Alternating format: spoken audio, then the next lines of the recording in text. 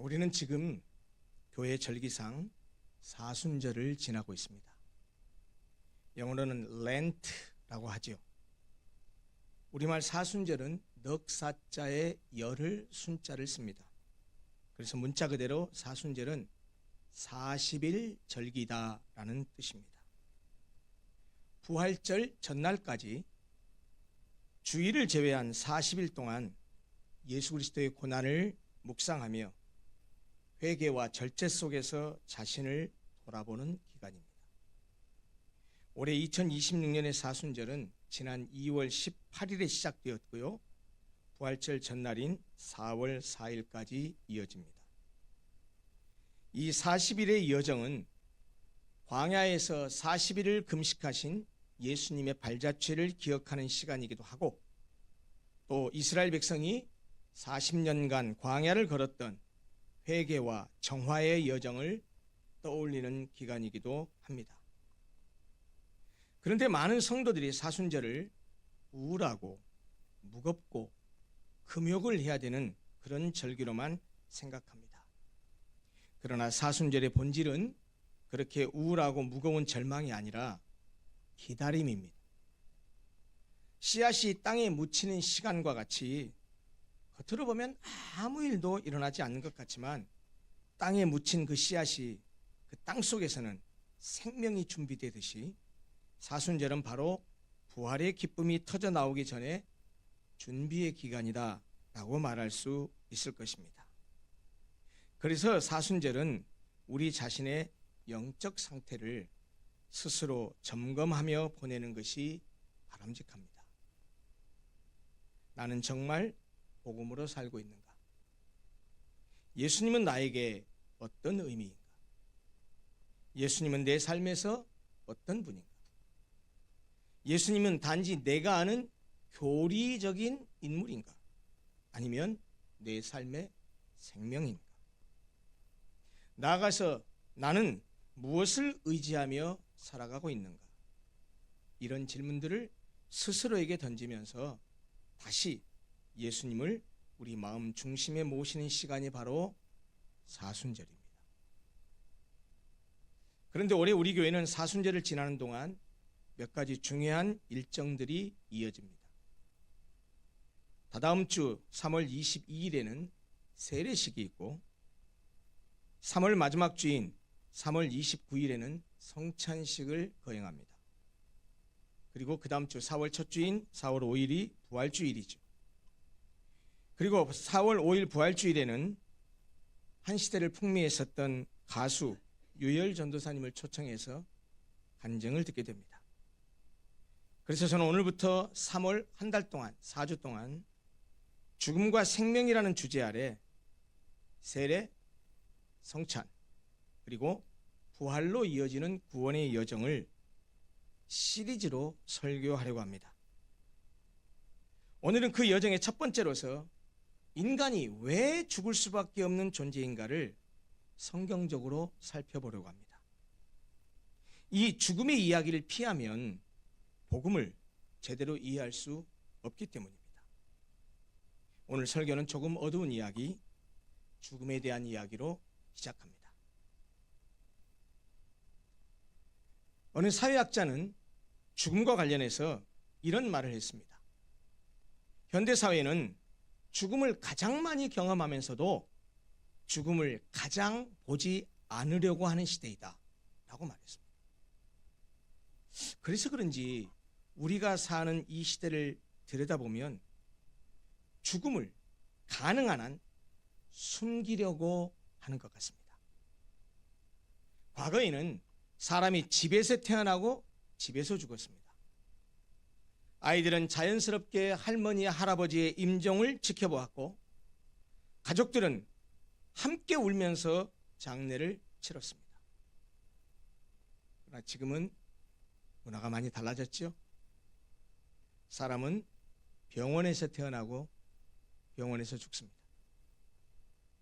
임종은 가족이 지켜보는 방이 아니라 중환자실 커튼 뒤에서 이루어집니다. 장례식장은 집이 아니라 따로 영업점이 차려져서 저기 도시 외곽으로 밀려났습니다. 이런 우리의 문화를 보면 죽음이 우리의 삶의 공간에서 철저히 분리되었다는 사실을 알게 합니다. 그래서 우리는 죽음이 마치 나에게는 일어나지 않을 일인 것처럼, 또 남의 일인 것처럼, 그리고 특별한 사람에게만 오는 사건인 것처럼 생각하며 살아가는 듯합니다. 그러나 여러분, 사실은 그렇지 않죠. 죽음은 가능성이 아니라 확정된 사실입니다.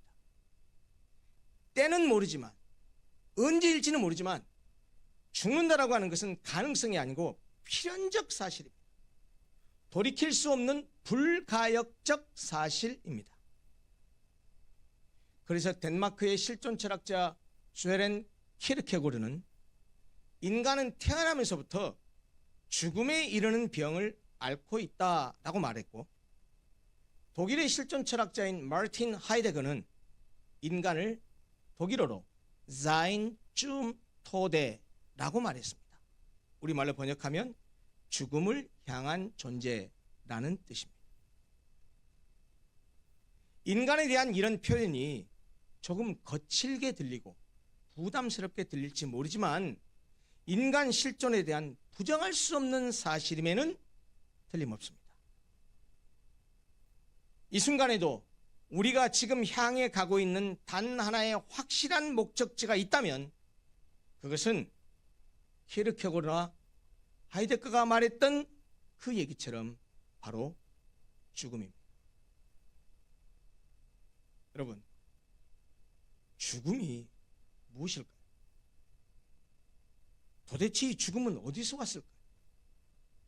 누구나 죽음을 기뻐하거나 환영하는 사람 없습니다. 피하고 싶어 합니다. 그렇다면 진짜로 죽음을 피할 수 있는 길은 없을까요?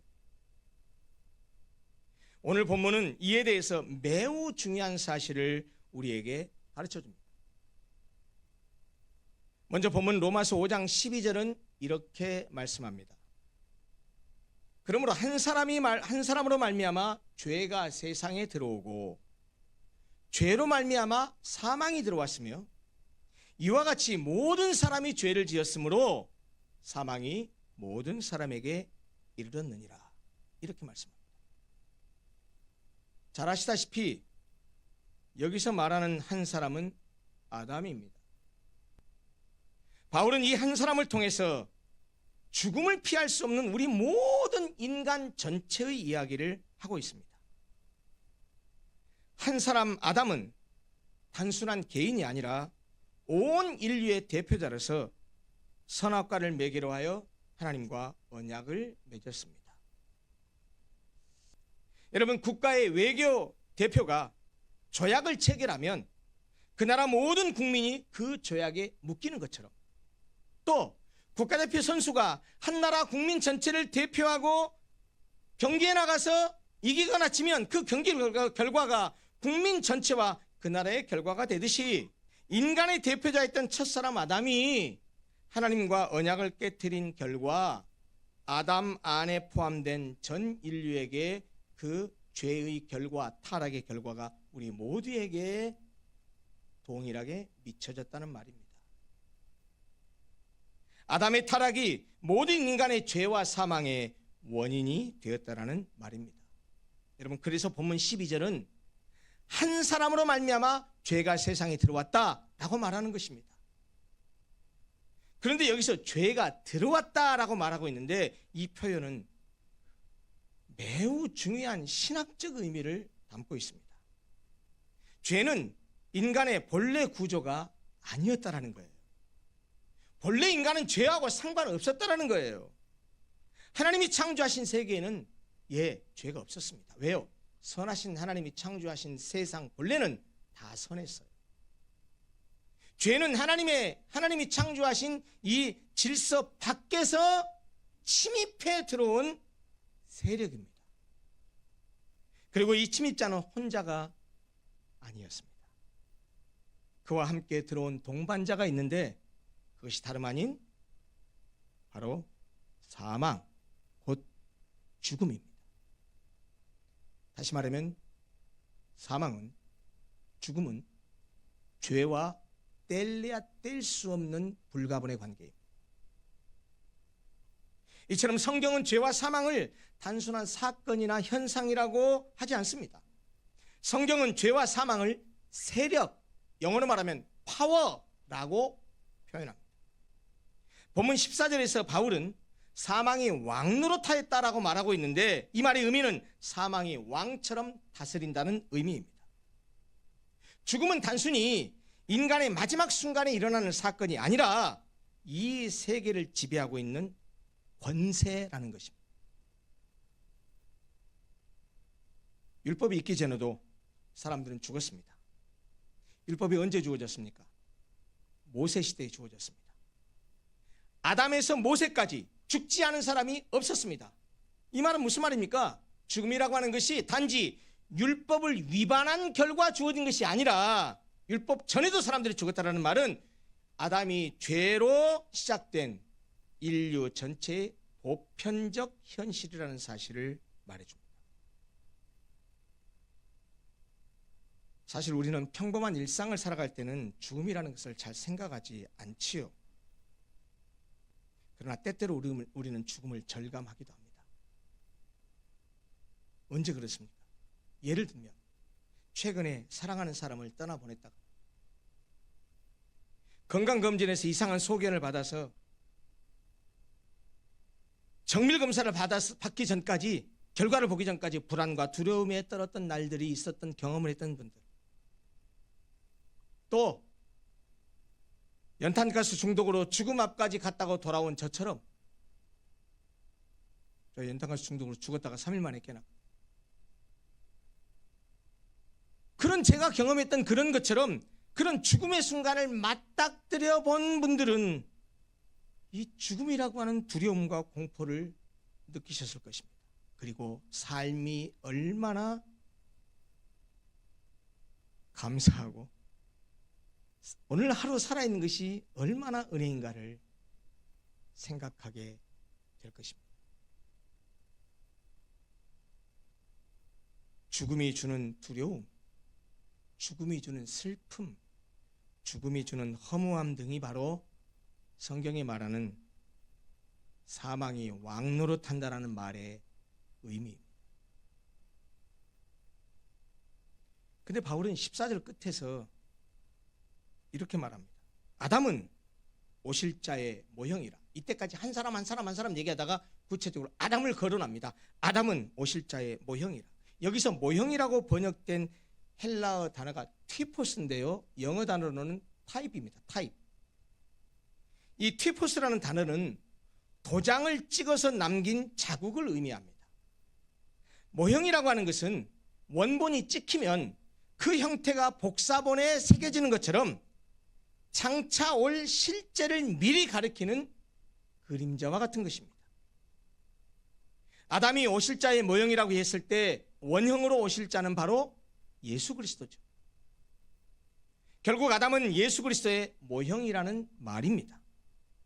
아담이 온 인류를 대표하는 머리였듯이 그리스도도 새 인류를 대표하는 머리이십니다.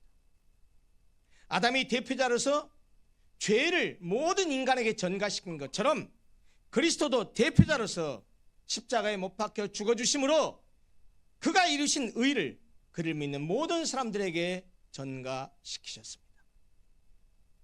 그래서 바울은 15절에서 아담과 그리스도의 모형과 원형의 관계 속에서 아담으로 인해 죄가 들어왔지만 그리스도로 인해서 은혜가 흘러넘쳤다라는 이 압도적인 역전 현상에 대해서 말씀합니다. 15절을 보십시오. 한 사람의 범죄를 인하여 많은 사람이 죽었은즉 그 한 사람이 누굽니까? 아담이죠. 더욱 하나님의 은혜와 또한 한 사람 예수 그리스도의 은혜로 말미암은 선물은 많은 사람에게 넘쳤느니라 라고 말씀합니다. 여기서 넘쳤다라고 번역된 헬라어는 페리세우센이라는 단어인데요, 한 몇 절을 더 지나가고 나면 20절에는 더 강한 단어가 나옵니다. 휘페레 페리세우센이라는 단어가 나오는데 이 단어는 앞에 에페르세우선이라는 단어가 넘쳤다라는 뜻이라고 한다면 이 뒤에 나오는 휘페레페르세우선이라는 단어는 이 강조가 돼가지고 더욱 넘치고 또 넘쳤다라는 의미입니다. 왜 이렇게 표현했냐면 죄가 들어온 자리보다, 아담의 범죄로 인해서 죄가 들어온 자리보다 하나님의 은혜가 훨씬 크게 흘러넘쳐서 그것을 덮어버렸다는 거예요. 그것을 무력화시켰다는 얘기입니다. 그리스도의 은혜가 아담의 죄를 압도적으로 초월한다는 말씀입니다. 그래서 17절은 그 엄청난 놀라운 역전을 이렇게 선언합니다. 17절을 보십시오. 한 사람의 범죄로 말미암아 사망에 그 한 사람을 통하여 왕노로 타했은즉, 아담을 가리켜요. 더욱 은혜와 의의 선물을 넘치게 받은 자들은 한 분 예수 그리스도를 통하여 생명 안에서 왕노로 타. 한 사람 아담의 범죄로 인해서 모든 인류에게 그 죄가 전가되어 사망이 왕노릇했습니다. 그런데 두 번째 아담 그리스도가 십자가에서 그 죄값을 대신 갚음으로써 그를 믿는 모든 자들에게는 이제 생명이 왕노릇합니다. 예수 그리스도로 인해서 사망의 왕국이 아니라 생명의 왕국이 시작되었습니다. 그리고 그 생명 안에서 예수 그리스도를 믿는 신자들은 왕처럼 살아가게 되었습니다. 여러분, 생명의 왕국이 시작되었고 우리가 그 생명의 왕국에서 왕처럼 살아가게 되었다는 이 말은 단순한 종교적 표현이나 종교적 상징이 아닙니다. 그리스도를 믿는다라는 것을 의미합니다. 다시 말하면 그리스도를 믿는다라는 것은 삶의 왕이 바뀌었음을 의미합니다. 그리스도를 믿기 전에는, 우리가 그리스도 밖에 있었을 때는 두려움이 우리를 지배했습니다. 죄책감이 우리를 지배했습니다. 죽음의 공포가 우리를 지배했습니다. 그러나 이제 그 왕좌에 그리스도가 앉아 계십니다. 그래서 신자는 죽음을 향해 끌려가는 존재가 아니라 생명을 향해 살아가는 능동적이고 적극적인 존재가 된 것입니다. 여러분, 이것이 예수 믿음, 예수를 믿는다는 것의 의미입니다. 그래서 18절 19절에서 바울은 이 차이를 불순종과 순종이라는 두 단어로 설명합니다. 한 사람이 순종하지 아니하므로, 아담을 가리켜요, 많은 사람이 죄인 될 것 같이 한 사람이 순종하심으로, 누굽니까? 그 한 사람, 예수 그리스도. 예수 그리스도께서 순종하심으로 많은 사람이 의인이 됩니다. 순종이라는 의미의 헬라어는 휘파코이라는 단어고요, 불순종이라는 의미의 헬라어는 파라코이라는 단어인데, 이 두 단어 모두 듣다라는 뜻을 가진 동사 아코웨인에 파생된 단어들. 이게 무슨 말입니까? 순종과 불순종이 다 무엇과 관계된다는 말이죠? 듣는 것과 관계된다는 말입니다. 아담은 하나님의 말씀을 듣지 않았습니다. 하나님의 명령에 불순종했다라는 말입니다. 그러나 그리스도는 죽기까지, 십자가에 달리시기까지 들으셨습니다. 죽기까지 순종했다는 말입니다. 그래서 그것을 빌립보서 2장 8절은 그 그리스도의 순종을 이렇게 표현합니다. 죽기까지 복종하셨으니 곧 십자가에 죽으심이라. 아담의 불순종은 우리에게 죄와 죽음을 가져왔습니다. 그러나 그리스도의 순종은 우리에게 의와 생명을 가져왔습니다. 그래서 바울은 20절에서 이렇게 선언합니다. 죄가 더한 곳에 은혜가 더욱 넘쳤나니. 여러분, 이 구절은 은혜가 더욱 넘치게 하기 위해서 죄를 더 많이 지으라 라는 말이 아닙니다. 죄가 더한 곳에 은혜가 더욱 넘쳤다는 말의 의미는 내가 얼마나 죄에 깊이 빠져 있든, 내가 얼마나 오랫동안 사망의 그늘 아래 살았든, 그것보다 하나님 은혜가 훨씬 크다라는 뜻입니다. 나의 죄의 깊이보다 하나님의 은혜의 높이가 훨씬 높고 깊다라는 것입니다. 내 죄의 깊이가 하나님의 은혜의 높이를 이길 수 없다라는 뜻입니다. 혹시 오늘 이 자리에도, 아니, 신앙생활을 하면서 자꾸 이런 정죄의식을 가지고 살아가는 분이 계실지 모르겠습니다. 나는 너무 멀리 와버렸어. 내 인생은 이미 망가졌어. 나는 하나님을 너무 멀리 떠나버렸어. 이런 나를 하나님이 받아주실까? 라는 자책감 속에 헤매이고 있는 분이 계실지 모르겠습니다. 그러나 여러분, 성경은 분명히 말합니다. 죄가 더한 곳에 은혜가 더욱 넘쳤느니. 여러분, 내 과거가 아무리 어둡더라도 하나님의 은혜는 그보다 더 큽니다. 탕자처럼 아버지를 떠나서 너무 멀리 떠나버렸을지라도 기다리시는 하나님의 사랑과 은혜는 그것을 덮고 감싸기에 충분합니다. 내 실패가 아무리 깊더라도 그리스도의 십자가는 그보다 더 깊습니다. 본문은 한 단락입니다. 12절부터 21절은 한 단락인데, 이 본문의 단락의 마무리를 21절은 이렇게 말씀하면서 결론 짓듯이 말씀합니다. 이는 죄가 사망 안에서 왕노릇한 것 같이 은혜도 또한 의로 말미암아 왕노릇하여 우리 주 예수 그리스도로 말미암아 영생에 이르게 하려 함이라. 아담의 불순종으로 인해 왕노릇하던 사망의 왕국이 예수 그리스도의 십자가에 죽기까지 하신 순종으로 인해서 생명이 왕노릇하는 왕국으로 바뀌었습니다. 그리고 하나님께서 우리를 생명이 왕노릇하는 그 왕국으로 이끄신 것은 우리에게 영생을 주시기 위함입니다. 여러분, 이것이 로마서 5장이 선언하는 복음의 핵심입니다. 사랑하는 성도 여러분, 우리는 모두 죽습니다. 그것은 아담으로부터 시작된 모든 인간이 피할 수 없는 현실입니다. 아담이 그 죽음의 문을 열었고 그 문으로 죄와 사망이 들어왔습니다. 그러나 그리스도께서 그 문을 닫으셨습니다. 그리고 새로운 문을 여셨습니다. 그 문이 바로 생명의 문이요, 그 문이 바로 부활의 문입니다. 여러분, 기독교는 죽음을 부정하는 종교가 아닙니다. 기독교는 죽음을 정직하게 바라봅니다. 죽음을 숨기지도 않습니다.